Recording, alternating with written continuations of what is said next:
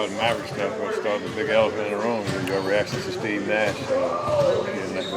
Yeah, I just heard the news, so it's unfortunate. Steve's a good person, a good coach, but I think as a coach, those are things that come with the territory of, you have to understand things can change. You played a couple years with Steve, his first 2 years in the league and all that. How difficult is another coaching fraternity, is a small fraternity? How difficult it is when you see one of your comrades go down like this? It's tough, especially with Steve being a young coach. Given the time frame, you always hope that it's a little longer than what took place. But I think he'll bounce back, he'll learn from it, and he'll be even better if he has that second opportunity to coach again. And you coached in Brooklyn also. How difficult is that market?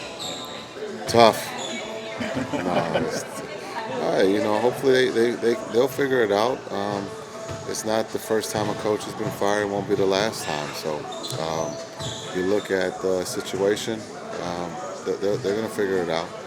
You, I think, touched on this in Brooklyn a little bit, but given some of the turmoil that he went through this summer, did you ever have a conversation with him or reach out in any way, with maybe not even advice but just empathy for kind of knowing what that situation is like? Yeah, I reached out, just told him to hang in there. It's about X and O's, being able to put your guys in a position to be successful. A lot of coaches go through that. Sometimes it's private. Theirs was a little public, and so theirs is a little different, but it happens. And again, he'll be a better coach. He's a great person, so I don't know how much better he can become as a person. But as a coach, he'll learn from this, and he'll be better the next time around. Does it hurt even more, Jason, because you guys were inducted into the Hall of Fame on the same day? Does it hurt? I don't know if that's the right word, hurt. You could be disappointed, but I think as a coach in any league, there's always the small writing of that you can be dismissed, and that's just part of the gig. Do you feel, I have no idea how this works, do you feel an extra connection to him, being, you guys played the same position, went in the Hall of Fame the same year, spend time on the same team? How does that work? Yeah, I think you talk about his IQ. He's a champion. He understands what it means to be the best at his position. He understands how to play the game at a high level. Sometimes things just don't work out. It just didn't work out in Brooklyn. That doesn't mean he's a bad coach. And again, I think he'll get another opportunity to show that he can coach in this league. I have a question about the bench. So with Tim coming off with 20 points the other night, this bench second unit has just so much offensive power. What does it mean for you to have that? Know that they can just kind of go off any point? Yeah, we got quite a few guys on that bench who can go big. When you talk about Timmy, C. Wood, those guys can fill it up in a hurry. And you look at what Timmy did for us in the last game coming off the bench. Some would say we have the number one offense in the league. We have a lot of guys who can score the ball. As we talked today, we got to get better on the defensive side. But it's nice to have that luxury to have multiple guys come off the bench who can score. And when you played, knowing that when you take a breather as a starter, that you have that kind of cushion, not just maintain, but actually could push it. Yeah, you look at the last two games, our bench, got the lead or extended the lead for us, and that's something that we have to, embrace, and hopefully we can encourage our bench to continue to do that. Any updates on Davis and Frank? They're the same. Quota, same as the last time I gave an update. Doing better. Luka has been the most efficient scorer in the post so far this season. What advantages do you see that poses for your offense?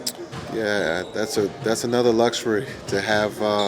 Luka be able to post up, to be able to play out of the post, not just score, but be able to play make. I think that's, again, one of his strengths is being able to find cutters. I thought he did that well in the last game, and then also being able, if they're not going to double, to punish the defense by getting to the rim. Is that something you look to utilize more with teams switching earlier in games and staying home on shooters? Yeah, well, it's one thing that we can look at if we're not looking for the red or to stall our offense out. It's to put him in the post to be able to run the offense from there, where we can still get looks at threes or cutters for layups, or the last and first option is to look for him to be aggressive to score. I saw you guys sent Jaden Hardy down to the G League. What do you hope he gets out of that? Well, yeah, he's in training camp right now with the Legends, and hopefully he gets minutes and takes advantage of that opportunity. I think you said that Jaden was in the rotation script to Sunday to the game. I think Saturday. Yep. Was there something you saw from him? Like, what was the reasoning and the motivation to get him in? Get him his first real game? Yeah, we wanted to get some minutes before he went down. So Oklahoma City was the game up for that opportunity, and it actually it worked out the way we scripted it. So, but we wanted him to get some minutes with the big group before he went down. What's your take on the way Josh Green has developed this? He's playing great. He deserves more minutes, and we got to figure out how to get him more minutes. But he's doing everything we've asked.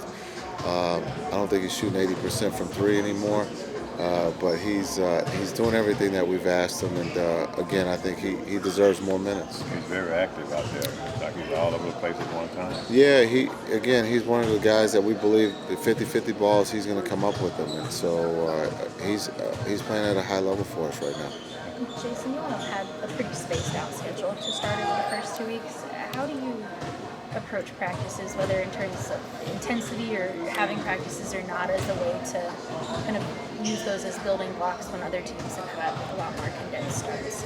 You got to take advantage of the practice time because here pretty shortly, starting I think tomorrow, we get one more break, and then it's back to back, and it's almost every other day. So you can have an opening at the beginning, but it's going to close, and then it's every other day. So that's coming.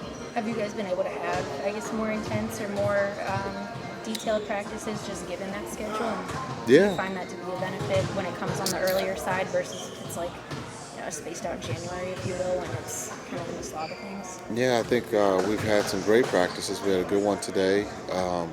But I think, too, once you get into a routine, a rhythm of games every other day, the players, I think, would always say they like that.